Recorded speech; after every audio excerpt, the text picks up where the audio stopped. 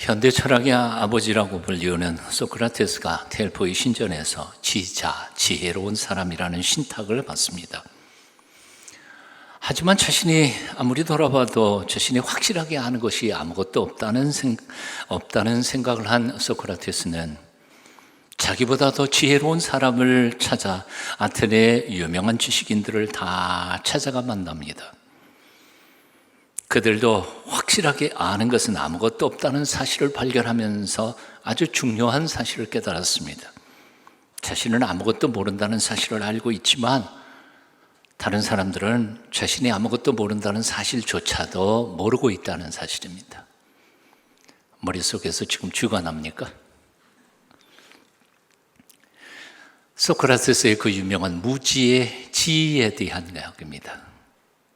나는 내가 모른다는 사실을 알지만 다른 사람들은 지가 모른다는 사실조차도 모른다는 거죠. 생각해보면 우리가 잘 알고 있다는 것들도 정작 조금만 파고 들어가 보면 그 모든 것이 확실하지 않다는 것을 깨달을 때가 자주 있습니다.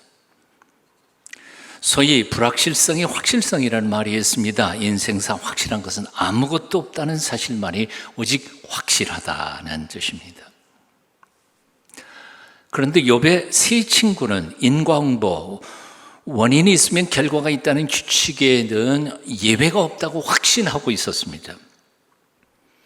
그래서 하나님도 인정할 만큼 의로웠던 욥이 갑자기 엄청난 시련을 당하게 되자 그를 위로하기는커녕 내가 뭔가 잘못했으니까 하나님이 이런 고통을 겪게 하는 거지, 뭔지는 모르겠지만 너 이제 회개해, 그럼 하나님이 용서해 주실 거야 하고 욱박 지르며 사정없이 공격했습니다.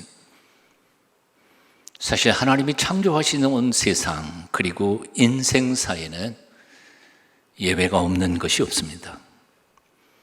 다양한 변수가 작동하는 이 우주와 인생사에서 인과응보의 법칙에도 예외가 있음을 그들은 인정하지 못했던 것입니다.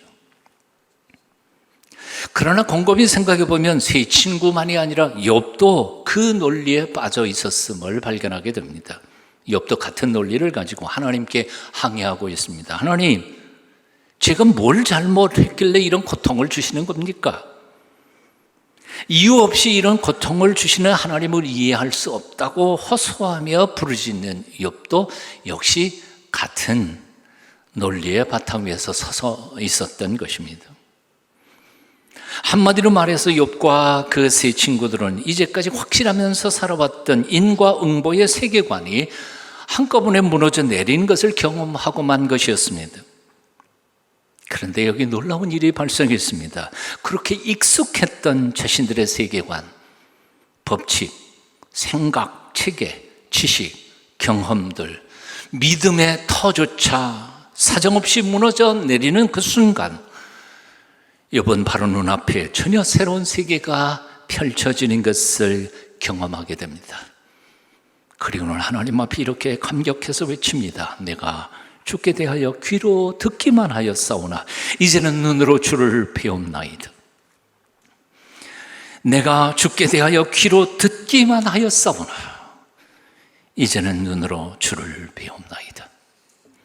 풍문으로 들었던, 지식으로만 알았던 그 하나님을 체험했다는 표현입니다. 헤르만 헤세는 그의 소설 데미안에서 다음과 같은 문장을 계속해서 반복하여 적고 있음을 봅니다. 곳곳에 이 문장이 등장합니다. 새는 알에서 나오려고 싸운다. 알은 새의 세계다. 태어나려고 하는 자는 하나의 세계를 깨뜨리지 않으면 안 된다. 태어나려고 하는 자는 하나의 세계를 깨뜨리지 않으면 안 된다. 한 생명이 탄생하는 데에는 고통이 필요하다는 겁니다. 새가 자기의 유일한 세계인 알을 깨는 것이야말로 얼마나 두렵고 얼마나 고통스럽고 얼마나 선택하기 어려운 결단인지 모를 겁니다. 그럼에도 불구하고 그런 두려움, 고통을 무릅쓰고 알을 깨고 세상으로 나오지 않는 한 그 새는 결코 저 푸른 창공을 날아갈 수 없는 법입니다. 이 아름다운 세상의 공기를 결코 호흡할 수 없는 겁니다. 엄마의 뱃속이 편안하다고, 완벽하다고 아이가 엄마 뱃속에 머물 수는 없는 것처럼 똑같은 현상입니다. 그래서 새는 자신의 유일한 집인 알을 깨고 안주하려는 자신과 싸우면서 과감히 밖으로 나와야 하는 것입니다. 그렇습니다. 우리 또한 익숙했던 우리의 사고방식, 아직 편견, 과감하게 깨뜨려 버려야 합니다. 구태의연했던 인과응보의 종교적인 교리, 고집까지도 깨어버려야만 합니다. 저는 종교적인 교리라고 표현했습니다. 저는 기독교가 종교라고 생각하지 않기 때문에 그렇습니다. 우리가 기존의 종교적인 교리, 교조주의, 자신의 고집, 이걸 깨뜨리기 전까지는 인간의 논리 이성을 뛰어넘어서 일하시는 하나님, 전능하신 하나님을 만날 수 없을 것입니다. 인간의 윤리, 도덕, 심지어는 종교의 틀까지도 뛰어넘어서 우리 인생들을 구원하시는 살아계신 하나님을 만나기 위해서는 우리의 모든 틀, 익숙했던 우리가 가지고 있던 생각 다 깨뜨려야 그 하나님을 만날 수 있는 겁니다. 다니엘 웹스터라고 하는 학자에게 한 사람이 와서 물었습니다. 웹스터 박사님, 당신같이 유식한 분이 어떻게 이렇게 과학 문명이 발달한 시대에 수천 년 전 미개인들이라 믿던 하나님을 믿을 수가 있습니까? 도대체 하나님이 이해가 되십니까? 웹스터 박사가 대답했습니다. 솔직히 저도 하나님이 잘 이해가 안 될 때가 많습니다. 그래서 하나님을 믿습니다. 만일 내 머리로 쉽게 이해될 수 있는 분이라면 그런 하나님을 뭐하러 믿겠습니까? 차라리 내 머리를 믿지요. 사람들은 하나님이 잘 이해가 안 된다고 못 믿겠다고 말합니다. 이해가 안 되는 그런 하나님이니까 그런 하나님은 존재하지 않는다고 주장하기도 합니다. 하지만 웹스터 박사의 말처럼 우리 우매한 머리로 그렇게 쉽게 이해될 수 있는 그런 하나님이라면 그런 하나님 뭐하러 믿습니까? 그 좋은 머리 믿고 살지요. 하나님 말씀하십니다. 내 생각이 너희의 생각과 다르며 내 길은 너희의 길과 다름이니라. 이는 하늘이 땅보다 높음같이 내 길은 너희의 길보다 높으며 내 생각은 너희의 생각보다 높음이니라. 하나님의 섭리는 인간의 이성과 논리 체계론을 이해할 수 없을 때가 참 많습니다. 하나님이 주신 세상과 우리 인간사 인생들 속에는 인간의 이성이 미치지 못하는 오묘하고 신비한 일들이 너무너무 많습니다. 그러므로 함부로 그 좁은 머리로 짧은 논리로 하나님의 섭리와 경륜을 함부로 비판하지 마십시오. 그 하나님 앞에 겸손히 무릎을 꿇으십시오. 깨달음이란 모든 익숙했던 것들이 다 깨어질 때 얻는 선물이다. 멋진 말입니다. 깨달음이란 이제까지 익숙했던 모든 것들, 나의 세계관, 나의 믿음, 나의 신앙의 체계, 경험 다 깨질 때 새로운 깨달음이 오는 것이지 익숙했던 들 속에서 새로운 깨달음을 오지 않는다는 거죠. 깨져야 합니다. 내 생각이 깨져야 하고 내 지난 고집이 깨져야 하고 철석같이 믿었던 나의 신념 체계에 밟고 서 있던 삶의 터널가 무너져 버릴 때 비로소 우리는 예전에 알지 못했던 새로운 세계, 새로운 신앙의 깨달음이 오게 된다 그 말입니다. 그러므로 잘 알고 있다는 교만도 깨버리십시오. 내 생각은 절대로 옳다는 오만도 깨버리십시오. 그동안 내가 믿었던 모든 것들조차 의심하면서 오직 한 분 하나님만 확실하심을 고백하면서 그분 앞에 엎드리십시오. 그럴 때 하나님께서 열어주시는 예전에 미처 몰랐던 새로운 신앙의 세계를 하나님이 열어주실 줄로 믿습니다. 오늘 본문에서 욥은 이렇게 고백합니다. 내가 주께 대하여 귀로 듣기만 하였사오나 이제는 눈으로 주를 배움나이다. 귀로 듣기만 하였사오나 이제는 눈으로 주를 배움나이다. 이게 무슨 뜻입니까? 듣는 것은 뭐고 보는 것은 무엇일까요? 전에는 하나님의 음성을 귀로 들었지만 이제는 이 눈으로 하나님을 직접 볼 수 있게 됐다는 말입니까? 그런 뜻은 아닐 겁니다. 왜냐하면 어떻게 인간이 살아계신 하나님을 호흡만 끊어지면 썩어버릴 이 육체의 눈으로 볼 수 있다는 말입니까? 불가능한 얘기입니다. 역사상 하나님을 직접 본 사람은 단 한 명도 없습니다. 하나님과 특별한 체험을 했던 모세도, 이사야도, 다니엘도, 에스겔도, 사도 요한도, 그 어느 누구도 육체의 눈으로 그 하나님을 본 사람은 없었습니다. 그리고 앞으로도 아마도 우리 죽을 때까지는 육신의 눈으로 살아계신 하나님을 정통으로 볼 수 있는 사람은 존재하지 않을 것입니다. 그렇다면 욥의 이 고백은 무슨 뜻일까요? 한마디로 말해서 체험적으로 하나님을 만났다는 뜻입니다. 예전에 소음으로만 들었던 하나님, 간접적으로 지식으로 어렴풋이 알던 그 하나님을 이제는 직접 체험적으로 만나 확실히 알고 교제하게 되었다는 뜻입니다. 그래서 공동번역은 이렇게 번역했습니다. 당신께서 어떤 분이시라는 것을 소음으로 겨우 들었었는데 이제는 저는 이 눈으로 당신을 배웠습니다. 소문으로 겨우 들었었는데 예전에는 목사님이 그렇게 말씀하시니까 그게 맞는 줄 그냥 인정했다는 거죠. 들은 소문으로만 하나님이 어떤 분일까 짐작하고 살았습니다. 그런데 그것은 믿음이 아니라는 거예요. 한마디로 말해서 욥의 말은 내가 하나님께 대하여 about, 하나님에 대하여, 하나님에 관하여 정보와 지식을 습득했었던 것이 과거의 일이라면 지금은 그분과 교제를 나누게 됐다는 거죠. 지식을 알음에 있어서 헬라권과 그리고 히브리권은 조금 의미가 다릅니다. 알다는 뜻이요. 히브리 문화권에서는 알다, 그것은 어떤 지식이나 정보를 습득했다는 뜻입니다. 배워서 내가 어떤 지식을 머릿속에 하는 거 넣은 겁니다.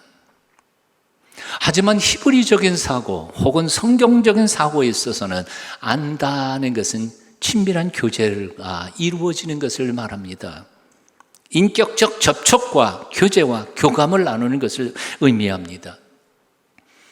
창세기 4장 1절에서 개역개정판을 이렇게 풀었습니다. 아담이 그의 아내 하와와 동침하며 하와가 임신하여 가인을 낳고, 우리 개역개정판에서는 그냥 의역해서 하와와 동침하며 그렇게 기록되어 있지만 히브리어 원전에는 아담이 그의 아내 하와를 알고 나니 아내가 임신했다는 겁니다. 무슨 뜻인지 이해가 되시죠? 한 남자와 한 여자를 아는 것은 얼굴로 알고 대화를 해서 아는 게 아니라 그런 밀접한 관계를 통해서 알아진다는 겁니다. 그러니까 우리가 누군가를 안다는 것은 그렇게 쉬운 얘기가 아닙니다. 그럼 예를 한번 들어보겠습니다. 여러분 문재인 대통령을 아시죠? 모르는 사람 없죠? 모르면 간첩이죠. 저도 압니다. 근데 거꾸로 뒤집어 놓고 문재인 대통령께서 여러분 아세요? 모르시죠? 알 리가 없으시잖아요. 이럴 때의 히브리적 사고, 성경적 관점에서는 아는 게 아니라는 거예요. 우리가 문재인 대통령에 대한 정보 몇 가지, 얘기 몇 가지만 듣는 거지 우리가 그분을 아는 건 아니에요.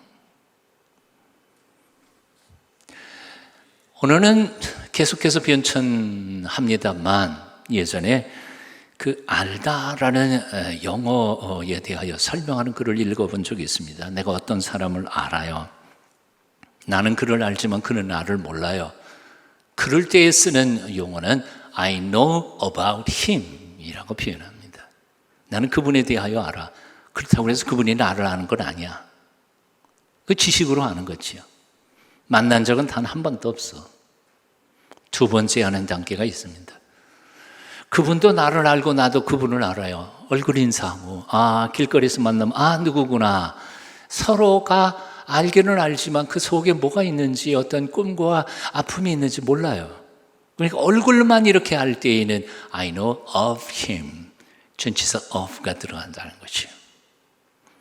그러나 온전히 친밀한 관계 속에서 그가 나의 아픔을 알고 나도 그의 아픔을 알고 그의 꿈을 내가 알고 그를 위하여 내가 기도하고 이 정도로 알매 들어갔을 때 비로소 우리는 전치사가 아무것도 없는 I know him. 나는 그분을 압니다. 그렇게 말할 수 있다는 거예요. 오늘 이 시간에 우리는 질문해 봤으면 좋겠습니다. 우리는 하나님을 알고 있을까? 아니면 하나님에 대하여 몇 가지의 지식을 가지고 있는 것일까? 어떻습니까? 어떻습니까? 예수님이 나를 아는 만큼 나도 예수님을 온전히 친밀하게 알고 있는 것일까? 오늘도 예수님과 그 하나님과 가깝게 교제 관계에 있으십니까? 욥은 그동안 하나님에 대하여 제법 많이 알고 있었습니다. 알고 있었다고 생각했습니다. 하나님의 정의, 전능하신 하나님, 그 위대하심을 많이 들어 알았고 심지어는 매일 그에게 제사도 지냈습니다. 늘 예물도 빠지지 않고 드렸고 그분이 기뻐하는 삶을 위하여 열심히 노력하며 살기도 했습니다. 그래서 나름으로는 그분과 아주 친밀하고 익숙한 관계인 줄 알았습니다. 하지만 처절한 시련과 고통 속에서 직접 내 곁에 다가와 임재하시는 그 하나님을 만나기 전까지는 그는 그저 하나님에 대한 지식들, 생각들, 믿음들, 단편적인 것들만 알고 있었음을 그는 깨달은 겁니다. 실체이신 하나님을 직접적으로 만나 교제한 적이 없었던 겁니다. 단지 지식적, 종교적, 교리적으로 믿었던 그 하나님을 마침내 욥은 실제를 경험하고 고백하게 된 것입니다. 그의 고백이 바로 6절입니다.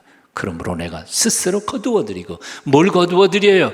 그동안에 착각했던 생각들, 지식들, 단편적인 것들 다 거두어드리고 뒷골과 죄 가운데서 회개하나이다.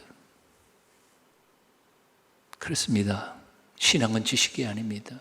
지식은 중요하지만 실천입니다. 삶입니다.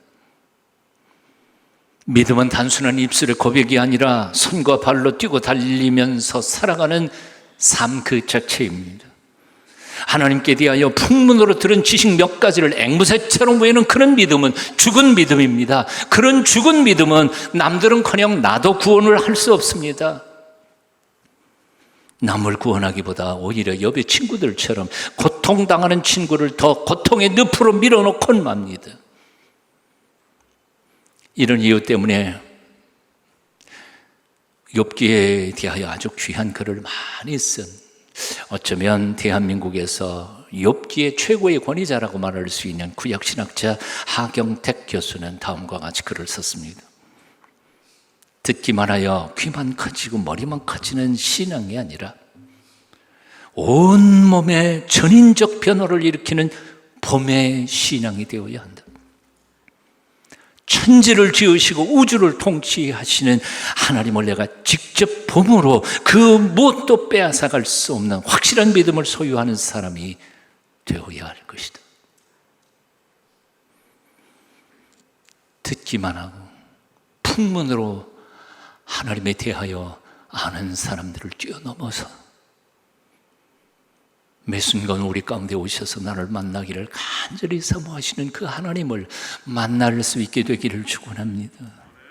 말씀을 큐티하고 그 말씀에 대한 오묘한 지식과 지혜를 깨닫는 것 정말 중요하지만 거기서 끝나서는 안 됩니다. 말씀 그 자제이신 예수 그리스도를 체험적으로 만남으로 교제하며 성숙해가는 하나님의 백성들이 다 되실 수 있기를 축원합니다. 근데 여기에 가장 중요한 문제가 있습니다. 어떻게 그렇게 할 수 있겠느냐는 거지.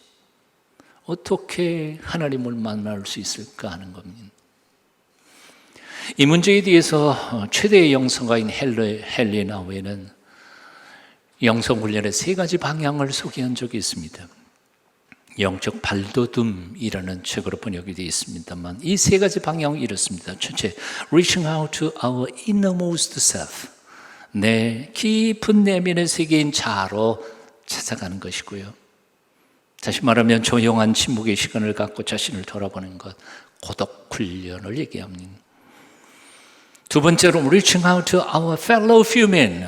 옆에 있는 형제와 자매들을 찾아가서 그들을 만나며 돕고 섬기며 교제하는 것. 두 번째 방향입니다.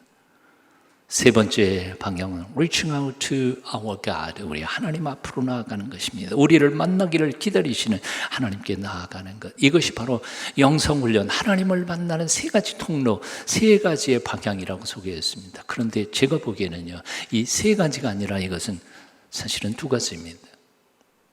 무슨 얘기인가 하니, 첫 번째, 나의 깊은 내면 속으로 들어가서 참된 나를 발견하는 것과 동시에 그것은 그냥 나 혼자 하는 것이 아니라 언제나 나와 함께 임재하여 임마누엘 하시는 하나님을 만나는 과정은 똑같은 것이다, 그 말입니다. 무슨 얘기인가 하니, 철학은 자기를 성찰하는 겁니다. 자기가 주도적으로 자기 스스로를 자기 존재에 대하여 깨닫는 것이 철학의 과정입니다. 불교를 포함해서 많은 종교들은 참선합니다. 하나님 없이 나 혼자 내 마음 공부를 하는 겁니다. 하지만 기독교 신앙에 있어서의 이 훈련은 자기만을 아무리 들여다봐도 발견할 게 아무것도 없습니다. 이미 내 마음 깊은 내면의 세계에 들어와 계신 절대자이신 하나님을 만나는 과정이 바로 첫 번째다, 그 말입니다. 사랑하는 여러분, 시간을 쪼개십시오. 너무 바쁘게 돌아다니다 보니까 자기도 잃어버리고 하나님도 잃어버렸습니다. 시간을 쪼개십시오. 그리고 나의 내면의 깊은 나의 참 자아를 찾아가면서 그를 만나주시고 계시는 살아계신 하나님을 만나십시오. 동시에 우리는 나만을 들여다본다고 해서 하나님을 온전히 만나는 건 아닙니다. 하나님이 내 곁에 주신 사람들을 만나야 합니다.